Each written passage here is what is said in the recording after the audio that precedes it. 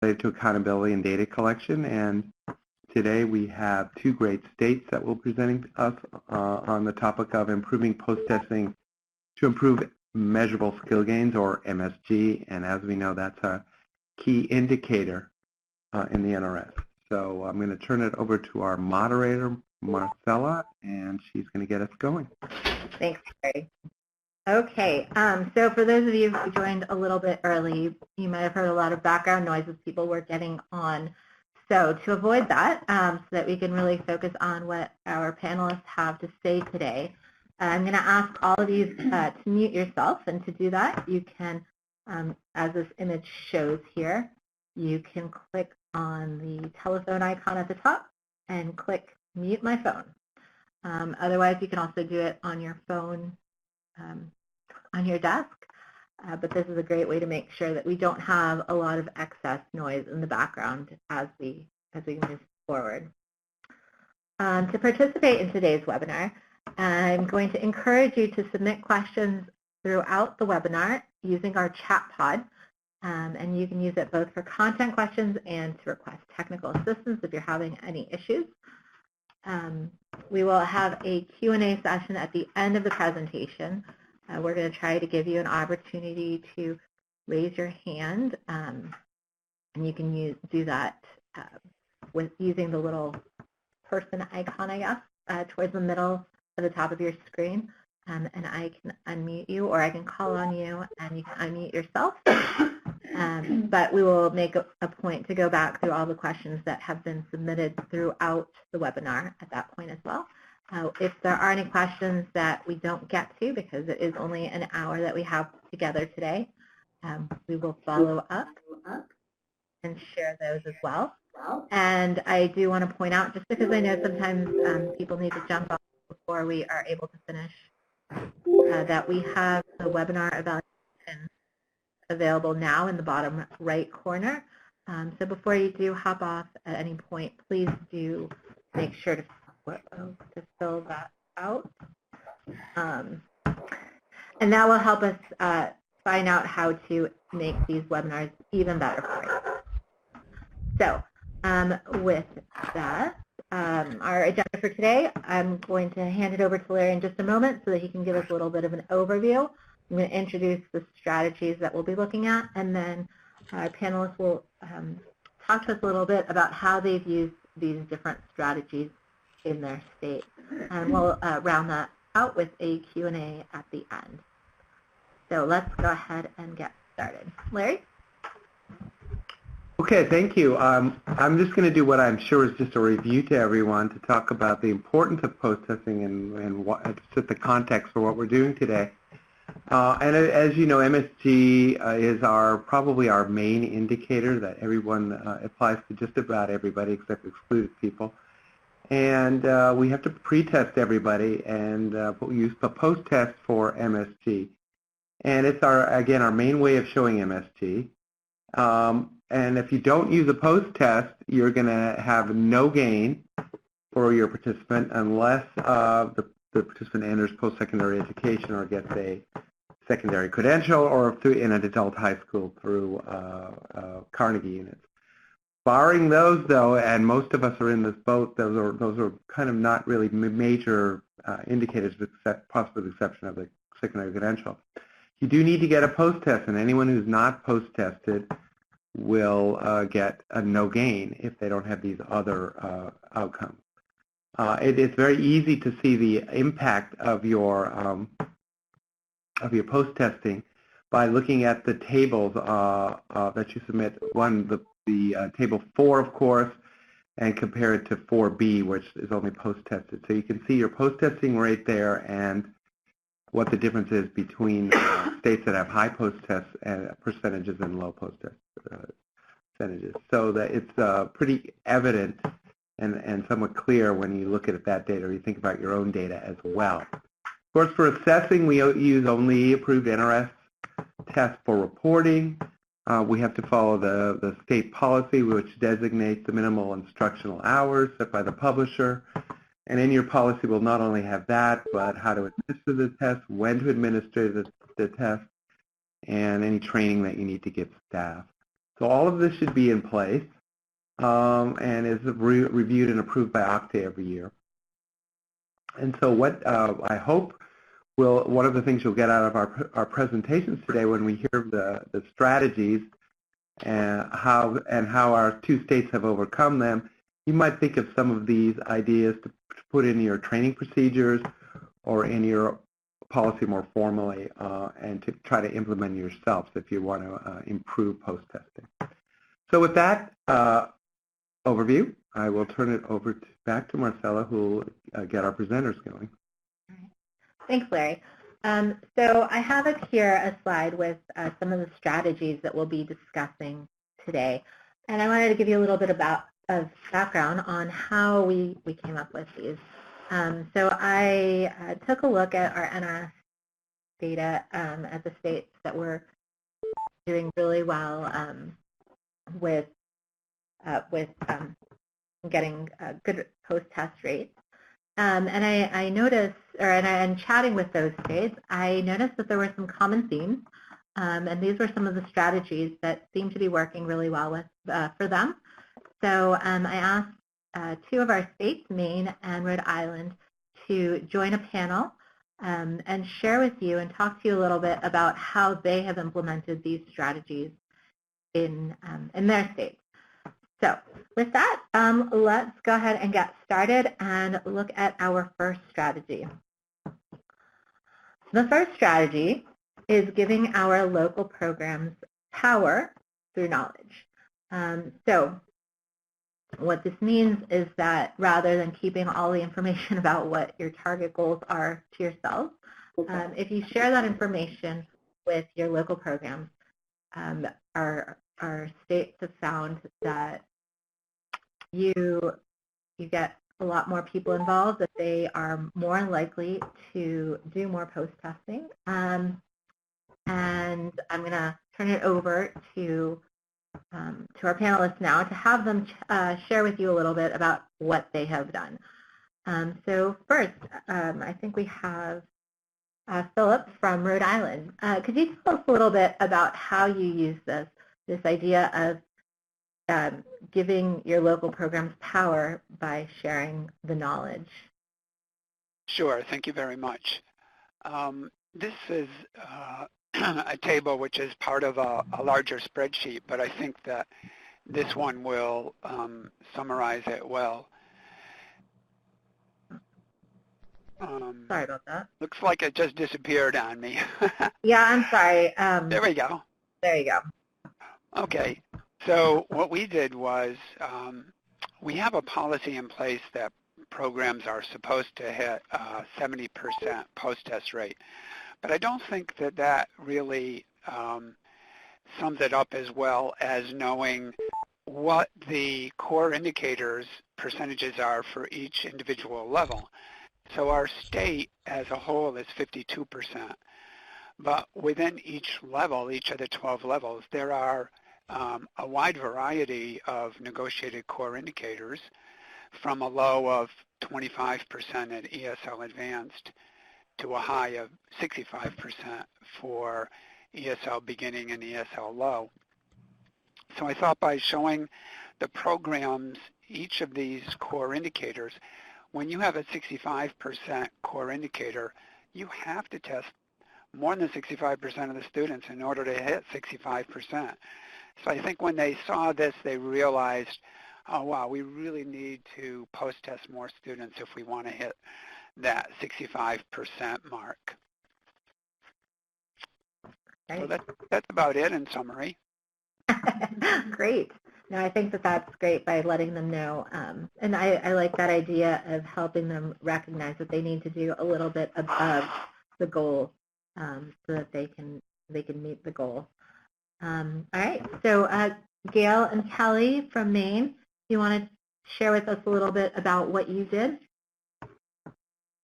Yes, this is Gail, and I'll start with strategy number 1 about giving power through knowledge.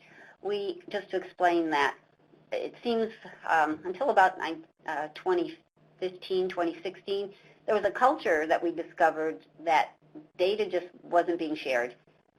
So people didn't really know what their expectations were in meeting targets, and also they didn't know, we asked programs about this kind of culture that we had discovered, and it was like, well, they didn't want to make any programs feel badly.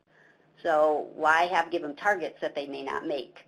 So we started to change that culture and came up with top performers. So this is just kind of how we started to inform them. And then there were the people who were doing really well, and the people down at the bottom of the list, it was out there that they weren't. And Kelly will tell more about some of the benefits of the top performers when we get further down in this agenda. But we started intensively doing webinars in fiscal year 16 on the importance of post-testing.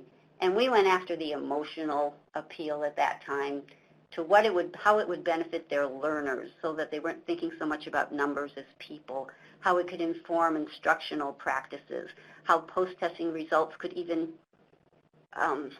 make a student feel empowered because they knew that they were moving along their path and improving, and that they could look at best practices that some teachers were implementing who seemed to have better post-testing rates. So we really wanted to explain the importance of the post-testing, and I think we had those amazing results in fiscal year 17 that for Maine we were really excited about, and we were trying to change that whole mindset that it's not just enough to get someone a high school completion credential, that we really needed to empower them. And the programs grabbed onto this, and they started post-testing more, and Kelly will show you in the next slide what that's going to look like. But that's basically a lot of training that we provided and the reason for the training. Okay, great. So I like that you used some webinars, that you made sure to share out the information. So I want to give everyone an opportunity to share with us.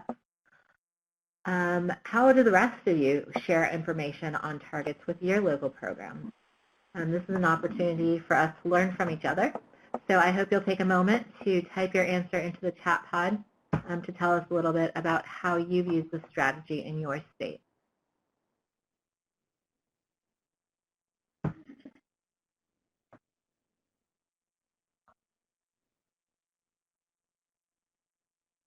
Okay, so Nicole shared that they send it out as an email at the beginning of the program year. Okay, great. So then at the beginning of the year, they already know what they're working towards. I think that's a great idea. It's negotiated as part of the grant in, I think, Washington. You can do it through meetings. Okay, also, other people use webinars. Okay, you have a sheet that you send out to everyone. Okay, in Minnesota, they do it throughout the year as well. Okay. Great. So it sounds like many of you make sure that the information is out there at the beginning of the year, so everybody knows what to start off with. So hopefully those are meetings or emails that you've been working on recently as the year got started, and then follow up throughout the year. Okay. Great. So please continue to share those and read a little bit in the chat pod about what others have been doing around that.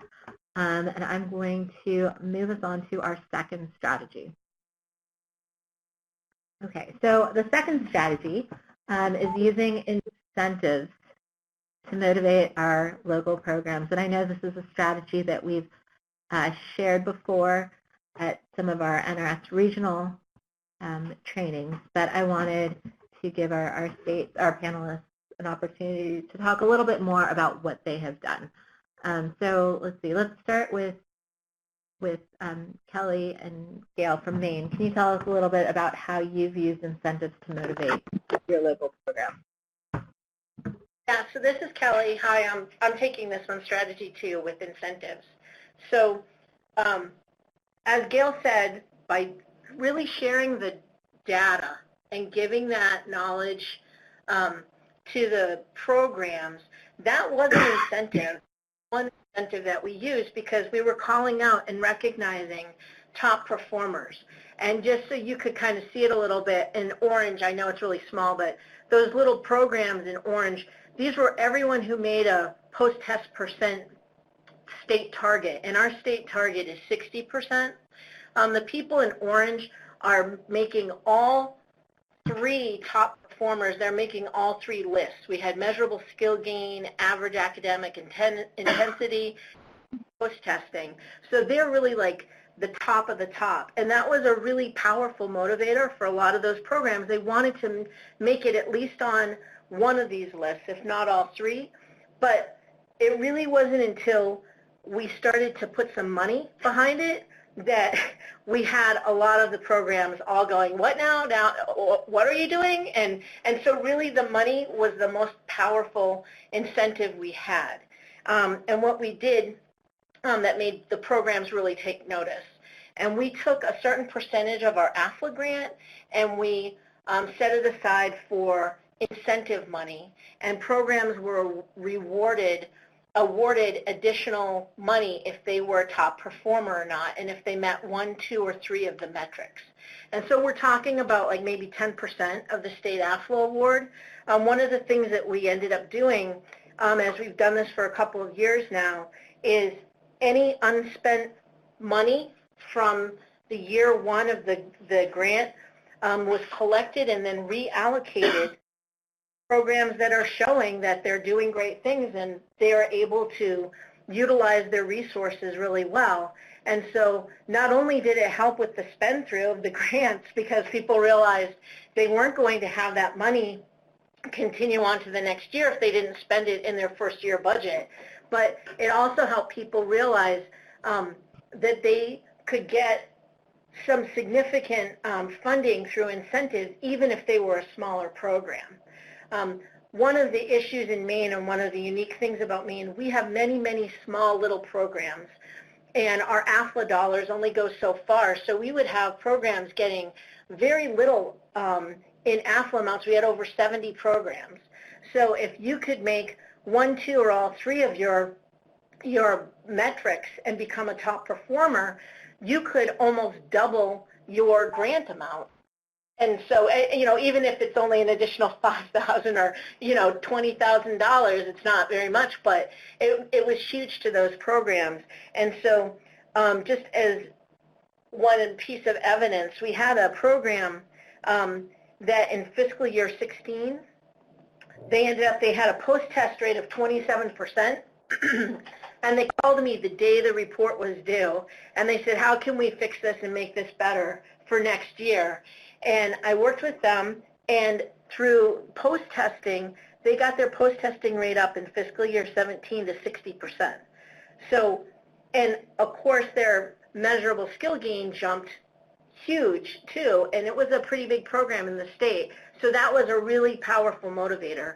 And you see here in the overall results from 16 to 18 is that the post-test rate, people meeting that 60% benchmark, there were about 30% of the programs. Then it was about half of our programs in 2 years. It went from 29% to 46%. And our post-test percent rate increased from about 55% to about 65% just in 1 year, from fiscal year 16 to fiscal year 17. And of course, the state measurable skill gain, that led to the MSG gain of 8% in 2 years. Wow. That's pretty impressive. That's pretty impressive. And I know that in Rhode Island, you also had a lot of success using incentives to motivate your local programs. Can you tell us a little bit about that, Philip? Sure. Well, I see a lot of the chat comments. People are talking about using money. Of course, money is a big motivator, but it doesn't even have to be that very much. In the very beginning, we only did 5% of our grant was to be performance-based in our performance-based funding formula. But even that made people look at their data more closely because nobody wanted to give up 5%. I saw one chat comment about larger programs not being interested in losing even a little bit of money. But you know what? They all do. Nobody wants to lose money based on something like this. One other thing that hasn't been mentioned yet as far as an incentive is that the idea of demonstrating effectiveness. So we have a cutoff of 80% performance to prove demonstrated effectiveness. And when that next RFP rolls around, if there are programs that are not hitting 80% of their performance targets, they're not going to be able to demonstrate effectiveness, and they will not be eligible at all to even apply for AFLA funds. So the post-testing is all part of getting performance up. Higher post-test rates can lead to higher performance. And I'm going to come back to something that Gail said earlier too, as far as a motivational incentive for the students. When students see that they're doing better on their post-tests, that is a motivator for them to continue with their studies. So I'll stop at that. Oh, I have one more thing. I saw of another program that gives like a lottery for students who take a post-test. They get entered into a lottery, and then at the end of the term, the winning ticket gets drawn for a gift card. I think that's great. I like that you use motivation or incentives for motivation, not just for your programs, but it sort of trickles down to your students as well, getting them involved in all of this. So I wanted to take a quick poll to find out, it sounds like almost everyone does, but how many of you use incentive funding in your state? And I saw it sounds like you do. It's not, I don't know if it counts as an incentive since they get money taken away or not, or lost if they don't meet the target. So that's an interesting way of doing it. Well, you have to take from one to give to another, so unless there's a separate funding pot, which is ideal, of course. Interesting results are coming in. Yeah. Okay, so I'm going to give you about 10 more seconds. If you haven't voted yet, let us know if you use incentive funding in your state.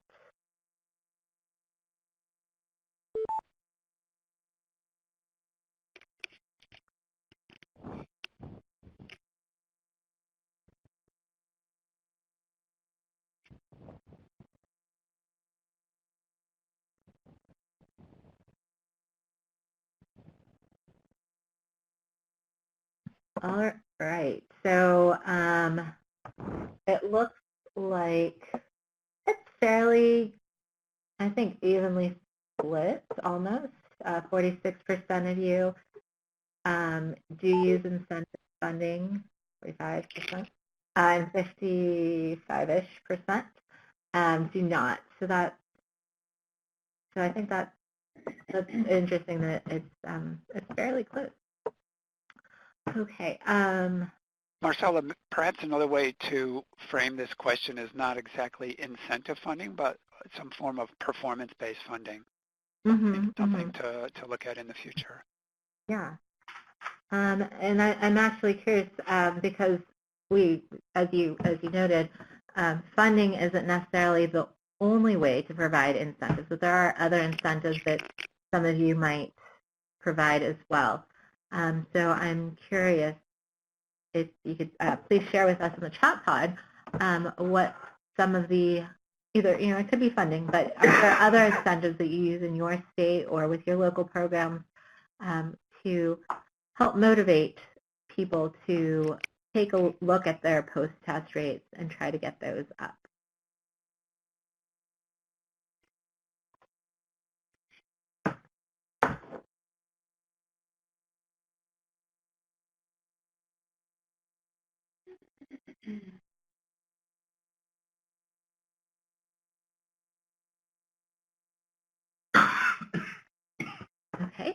So Megan shared that they use annual Excelling Program Awards. So I know that a lot of people are motivated by recognition.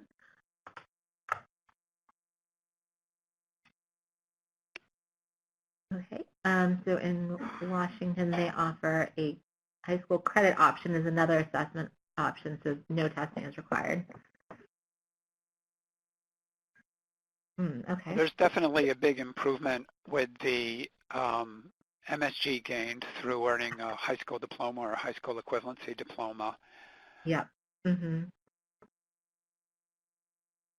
So Yeah. I don't know who we have to thank for that, perhaps Larry, but that was a wonderful addition to Table 4. I'm glad you liked that. I don't know that Larry can take credit for it, but I think I had to laugh, Kathy, at your comment about food. I think that that's a great motivator at all times. Okay, and I did want to note that I'm not ignoring the questions that are being shared in the chat box. I just want to make sure that we get all of those, or we get to those at the end. So please continue to put those in. So in Minnesota, they see the program ranks by performance. I would agree with Brad in Minnesota also that programs that are down at the bottom and have the lower performance are the first ones that we go target for monitoring site visits. Right, right. Okay, well, great. I hope that you'll continue to share with us what other types of incentives so that we can get different ideas. Again, funding is not the only incentive. It's a good, powerful one, but yeah, I like the idea of recognition at award ceremony as well. So please keep sharing those. Okay, so our next strategy looks at overcoming excuses. So I thought this was interesting. I have this experience in my classes very often that students come up with excuses for why they can't do something, and they say, well, it's too hard for me because of whatever. And there's always some sort of excuse. So I was very interested in and pleased to hear about how in Rhode Island they overcame that. So Philip, can you share some ideas with us about how you've overcome the excuses that you've heard in Rhode Island? Okay, so I think one of the biggest ways to overcome the students' excuses is to get some buy-in from the students themselves about how important post-testing is. So when intake staff meet with students right in the beginning of the year, and they tell them they're going to take a pre-test, but they also say they're going to take a post-test, and that post-test helps to determine not only the student's performance, but the program's total performance, and that their funding is partially dependent on that performance. So, you know, almost all of our programs don't charge anything for students to come. And this is a way for a student to give back because by taking the post-test, they help improve the program's performance and therefore it helps them get more funding. One other way is for programs to try to post-test before the very last week of classes when students are tired and everybody's thinking about when classes end. So that's another option as well. Yeah, catching them before they leave. I think that's a great idea. And in Maine, can you tell us a little bit about what you've done? Sure. This is Kelly again. In terms of overcoming excuses, here's our excuse. We're still a work in progress. The way we thought about this was not necessarily with students and their excuses, but with our local programs. And honestly, what ended up happening since 2017 was that we were almost a product of our own success. We increased our post-test rate to 65% in just a couple of short years. And so when fiscal year 18 came around, we ended up having a drop. And we dropped to 57% for our post-test rate statewide. And also, most of our programs, we didn't have as high a percentage of programs meeting the post-test rate benchmark either. We kind of took our eye off the ball because we thought we had the problem solved. And what ended up happening was probably the worst thing that could have happened, because we still made a measurable skill gain increase. So even though we post-tested less people, we increased the state measurable skill gain.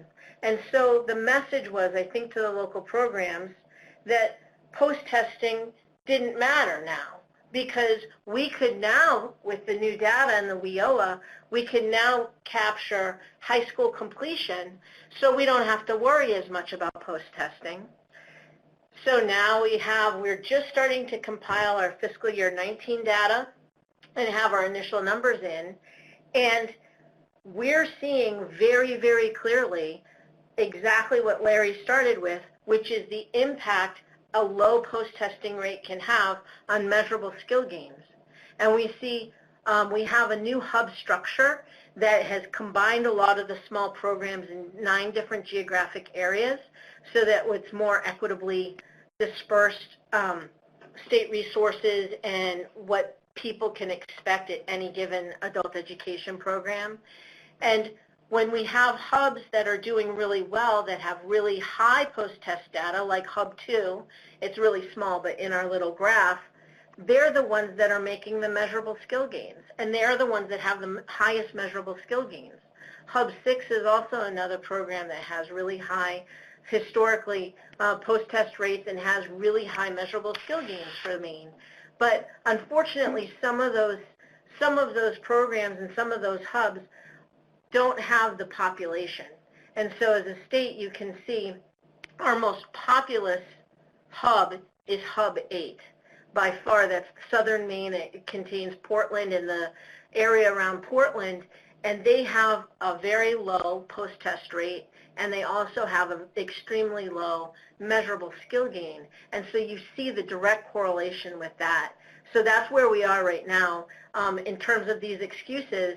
And so Gail will talk in terms of what we're going to do about that to get the message out. But it's very clear through our data and looking at knowledge is power, that data, that really post-testing is still a huge indicator of getting the measurable skill gains and getting them up as high as you can get them. And I just wanted to add to that, when as part of when Kelly alluded to the local programs and excuses, that the data did not support their feelings that, well, I can't do it because I'm a big program, I can't do it because I'm too small, I'm rural, I'm urban, well, the whole state's practically rural, but, you know, those excuses about size really didn't play a part when we showed them the data, because in those top performers and those who were doing a lot of post-testing were some of the smallest programs and also one of the largest programs. So we also helped them to address that instead of looking why they couldn't do something based on size, those kind of artificial constraints that they put on themselves, so that even the field for them to think that anybody can do this if we put our minds to it. Yeah, I think that's really important to note that rather than having the states focus on why they can't, showing them that actually somebody, or sorry, the local programs, having them see actually someone very similar to you has been successful is a great strategy for helping to overcome their excuses. So my question to all of you is what has been the most challenging excuse for you to overcome in your state, and how have you overcome it? If you have, perhaps you have not gotten there yet, or perhaps there's a challenge you're still grappling with. So please take a minute now and share that with us in the chat pod.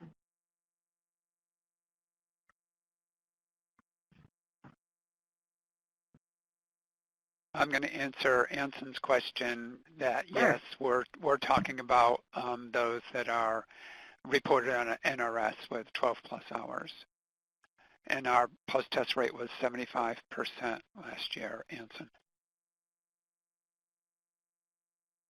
Yeah, sounds Anson, and this is the same for us as for anybody who's showing on the NRS tables, so it's 12 plus. But of course, with post-testing, you have to have the recommended hours in order to be able to post-test. So it would take more than 12 hours strictly to be able to have a post-test.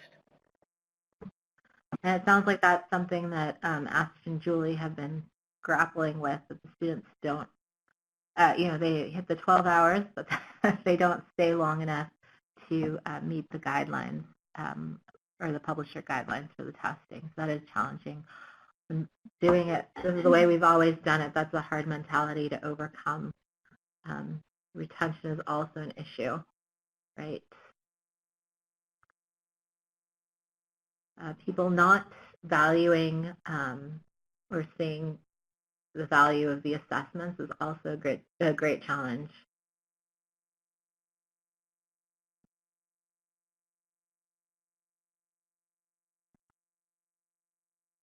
Another good question from Anson I'll answer. Certainly Sure. there are some students that they get a job, they need to leave class early. We do have the capability within the system to override the minimum number of hours required before post-testing as long as they make a note. So those students are allowed to post-test early.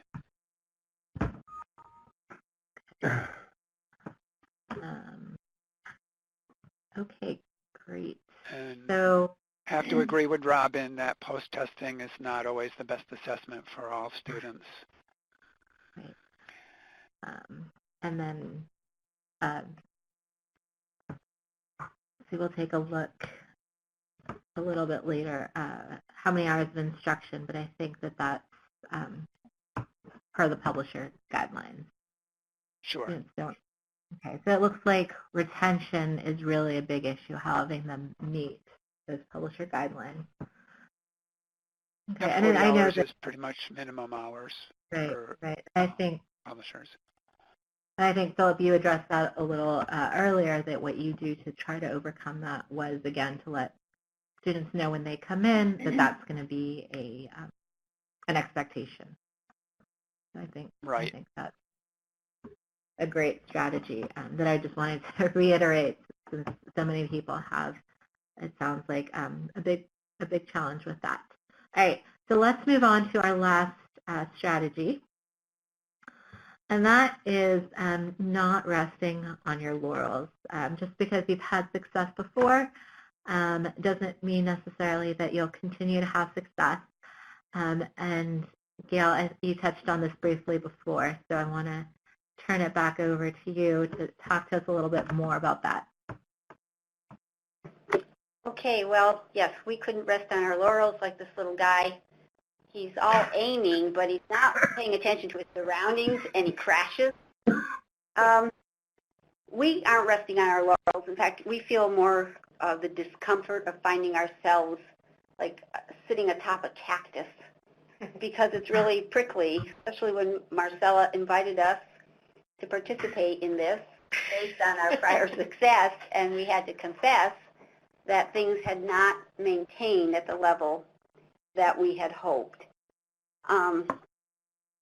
We were really disappointed, somewhat in ourselves, because, as Kelly said, we took our eye off the ball, but also that the importance and value of post-testing for our learners and for our field to show the rigor and the benefits that are available to people who participate with us. That attitude for many of our programs had not been embraced as much as they embraced the idea of extra cash. And that was hard to think about and to find out why that happened in our programs. And as Kelly said, it was now, well, it's just easier to get a high school completion. So we are going back to more training with program staff and directors. We will be going back to even ensuring with our CASAS training that it's about, because we're CASAS State, on how to use the assessments and post-testing to help guide instruction. We also are going to be placing a special focus on the training of our new directors. We have quite a bit of turnover this year, and now we're having directors who, it's a fresh start for them, and we hope for us to really take time to explain the importance of this work and how we get gain and why that's important. And we want to catch them before they might hear about the excuses from colleagues at meetings on why sometimes they think that our expectations are unreasonable. We want to hear from our locals, like, how did it happen to them? We think we're observing the results, but what was going on in their own programs so that we can help be responsive to their needs. This will once again become part of an incentive package, and we're going to use the hub structures. Kelly mentioned we had over 70 programs getting grants down to just a couple of $1,000s, and it's really hard to watch over all of them with a very small state staff. So we grouped them into those hubs so that we have now only 9 AFLA grants, and we are giving them, through Kelly's direction, help to understand their data as a hub so that they can not just look at their own data, but how their individual data looks in the aggregate, and then find out if there's a particular program that has really met their targets and if one hasn't. And we've already, this is their first full year, and they're learning to work together and trust one another. But we've also seen some instances where they've been kind of, in a nice way, asking their colleagues in another program what's going on over there and trying to understand the impact. And I think now that's going to help them see how their programs impact the whole state. Just like you have to post-test more students than your target, we've got to have more programs post-testing as a whole. And just quickly summarize this with one hub actually saw that one of their programs had very low post-test rates, and they had a conversation at one of their meetings on what they, as members of the hub, could do to help. Could they send more staff over to help with post-testing? So they brainstormed, and that program's post-test rate did go up since they started the end of last year. So that's what we're doing. We're going to get back in the saddle. I appreciate your honesty and your willingness to share that with us, Gail, because I know that that you're not the only state that has experienced something like that. So so thank you for sharing that with us. Philip, I wanted to just see if you had anything to add about what you've done in Rhode Island to continue to push forward and make sure that everyone is moving towards meeting your targets. Right, and I've been following the chats also, that it is a little difficult to exactly correlate post-test rates with MSGs anymore because of the high school diploma and post-secondary as also being valid MSGs. But one way to not allow people to rest on their laurels is to remind them that from year to year, as we negotiate our targets with the federal office, that next year's target will be based on the previous year's outcomes. And there is that movement of continual improvement. The the Office of Career Technical and Adult Education want us to keep getting better and better. And that just means that from year to year, programs and states need to keep upping the ante until we get to a point, of course, where, you can't go much higher. I think I remember seeing Missouri at 65% at one time. That'll be Rhode Island's goal to try to be the top in the nation. I don't know if we'll get 65%, but it's a great goal to shoot for all of us. Thanks. Yeah, thanks. Okay, well, Great. So now I know that many of you have been sharing some great ideas about what you've been doing. So I wanted to sort of focus this a little bit on sharing about what you do to reinforce the need for continuous improvement in your state. So you can please share with us in the chat pod.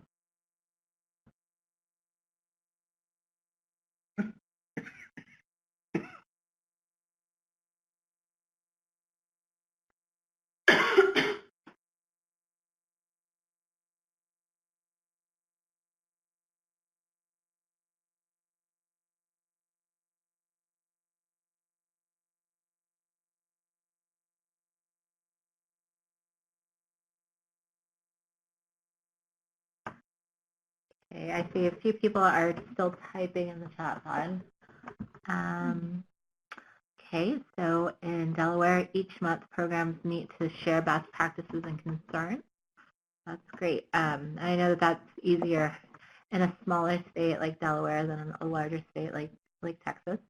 But I think that the idea is perhaps transferable to continue to have people meet together and keep that in the forefront.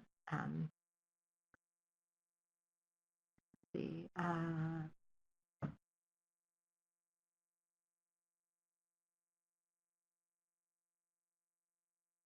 Okay, so reminding people about what WIOA says about testing and the impact that it has on its state is great. And yes, technology is a great way to bring people together. So maybe like in Washington, sounds like you have regular trainings, and that's good training on data for program improvement, monitoring how everyone is doing. Yeah, somebody mentioned the WIOA sanctions also, Yeah. which we should not lose sight of. We wouldn't want Title II to be the only title that doesn't hit its targets for a year, because that could have an effect on sanctions for the state. Mm-hmm. Great, that's a good point. Let's see, in California, they do targeted technical assistance. Let's see, I think I like this idea of sharing with your WIOA partners so that there's a consistent message across all the partners, so everybody's hearing the same thing and everybody's working towards the same goals. Providing a report card, that's great, a great way to make sure everybody keeps their eye on what they need to be doing. And we're all looking towards the same thing. Okay, so I do encourage you to continue to share that in the chat pod, but I want to make sure that we have an opportunity now to answer some of the questions that have already come in, and then I'm going to ask if you have any more questions to please feel free to continue to type those into the chat. So earlier we had a question. Oh, this one actually was for you, Larry, from very early on. If you could clarify what is meant by a core indicator. Oh, that just means the WIOA performance indicators. So there's MSG, employment, that's the employment measures, and credential attainment. Great, wonderful. Someone asked about average academic intensity, and I think Philip, you were the one who mentioned that early on. No, that doesn't. It doesn't sound like one of my familiar. terms. Okay. I mentioned that, Marcel. Okay. Mentioned that. This is Sorry. Could you tell us a little bit about what that means? So what that is taking the academic hours and dividing it by the number of students a program has to see how many average hours that student is there. It's not a perfect metric. A median, probably median hours works as well, perhaps even better. But it was one of the indicators we were trying to use for learner retention to try and make sure learners were staying long enough to be able to be post-tested. Mm-hmm. Okay. That's a really good one, and nobody's really touched on that yet. but I would say a good mark to shoot for would be 100 hours, an average of 100 hours for all students in a program. Okay. I don't know what other people think about that, but that's what we shoot for. Okay. That's, I think that's a good goal.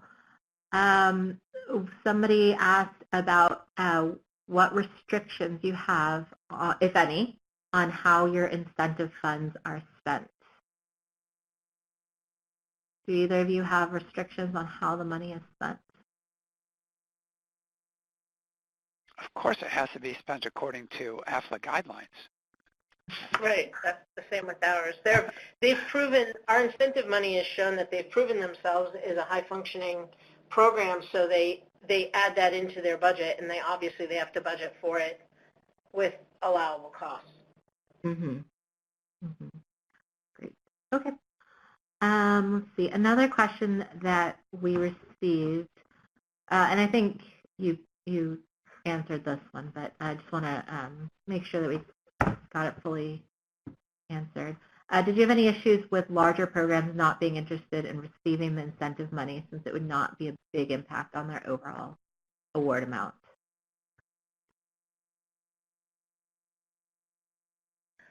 And I think the example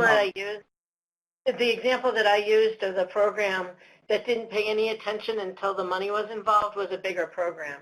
So it just anecdotally, it worked for us. We have the biggest program who doesn't feel like they can do it. So okay. they don't have much incentive, and that incentive money maybe isn't enough to motivate them. I don't know.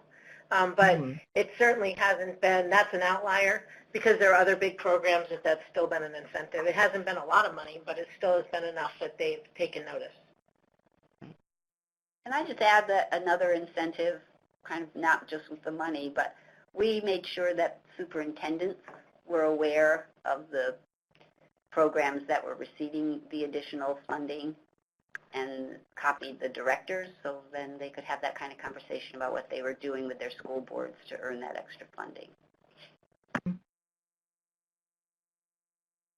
Okay. Another question we had was, how do you calculate a post-test rate percentage when a portion of MSG can be earned via high school equivalency or diploma or entry into post-secondary? How does this factor into denominator and numerators? In Maine, our managed information system separates people who achieve a measurable skill gain from an EFL level, from a post-test, and people who attain it from high school completion. Okay. And how Right, about it is still tricky because, indeed, a person can get a measurable skill gain with high school equivalency as opposed to the EFL post-test. But the basic calculation is what Larry mentioned before. That'd be the total participants in 4B divided by the total participants in Table 4. And I would use the first period of participation, not the multiple periods of participation. Mm-hmm. And when you do that, you may see an interesting drop from 4B EFLs to 4 EFLs, and those would be people who actually began with an EFL post-test but then got a GED or high school equivalency after the post-test, which would mean that they would have shifted their columns on Table 4 from the EFL post-test column into the high school equivalency column, since a person can't be counted twice. And if you understood that, then that's great. Table 4B versus Table 4. Okay, great. Let's see. Another question we received was, as far as the amount that you provide for in terms of incentives, how much do you allocate? I think that you both might have mentioned this earlier, but I just wanted to make sure that everybody heard the answer for that. So what? Well, in Rhode Island, ours is part of a formula. Mm-hmm. And what we did was we created tiers. As I mentioned before, that 80% is the minimum for demonstrated effectiveness. So any programs that were below 80% were in the lowest tier. And then we created 2 tiers above that. So percentages of their funding, a portion of the percentage of the funding was based on their performance. It wasn't a dollar amount. And that's why I said there's a difference between incentive, which is where you pull money off the top and then allocate it, as opposed to building it into the full funding model itself. In Maine, how much or what do you do in terms of your allocation? In Maine, it is more of an incentive because we pull around. It ends up, it's different every year, but it ends up being close to around 10% of the AFLA funds that were allocated. And if we divide it by that amount of money by 3, and then any of the programs who are at the target, the state target or higher, then that money gets divided by them. So as more people and more local programs, and we were doing it not by hub, as more local programs were getting better, the amount of money that they were getting became less. But for the first few, it was a big motivator because they were getting, if you had, you know, I don't know, $30,000 and you had 3 programs meeting that outcome, then everybody got, all 3 programs got $10,000 each.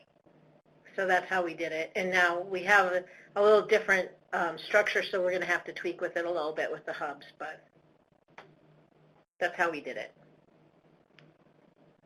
Okay, great. We have one final question that maybe Larry, you'd be able to answer. Brian was curious about why programs are federally held accountable for students who never post-test. Wouldn't the post-test rate be one metric and the MSG be another? Should an MSG only include those who are truly eligible to post-test? Oh, sure. That's because we have a law, the WIOA, which requires us to report on the 3 employment indicators, the credential indicator, and measurable skill gain. So, with the exception of the credential indicator, which has, is really based on the type of instruction you're receiving that leads to a credential, secondary or post-secondary. The indicators apply to everybody in WIOA-funded programs, in our case, AFLA. So there is no exception made, except with the exception of exclusions for employment and MSG. Exclusions like death or illness or being called into the military. So everybody has to be measured on that. And the way MSG has been defined through a couple of years of negotiation, where those ways that we do it, there's other ways that labor does it, a couple others, but we do pre-post-test gains, getting age, secondary credential, entering post-secondary, or the mechanism through adult high schools, through Carnegie units. So everybody has to show, or not has to show a gain, but everyone, the students are all held, the program's held accountable for showing progress with all the students that have in at least those areas of MSG and employment. So that is, post-test rate is not considered a indicator under WIOA. So that's a means toward getting an MSG to get post-test, one of the main ways, but it's not an indicator. So basically the law says everyone who attends the program, these indicators apply to them. Great. Thanks, Larry. Several people have that question, so I'm appreciative of your wonderful answer. So we are at time. So I want to take a moment to thank Larry again, thank our wonderful panelists, Philip, Gail, and Kelly. And I want to remind you to please fill out the evaluation form. It'll pop up again in just a moment when I close the room for us. but the link is there in the bottom right corner. So thank you again, everyone, and we hope that you will join us for our next webinar. Yeah, and I would like to thank particularly Phil and Kelly and Gail, as well as all of you. There was a really great discussion, very interesting, very lively. So thank you for your participation. We had over 130 participants, which is a lot to manage. So thank you for participating and your attention, and thank you, Marcella, for your great moderation. All right. Have a wonderful rest of your afternoon, everyone. Bye. Okay. Thank you. Bye-bye.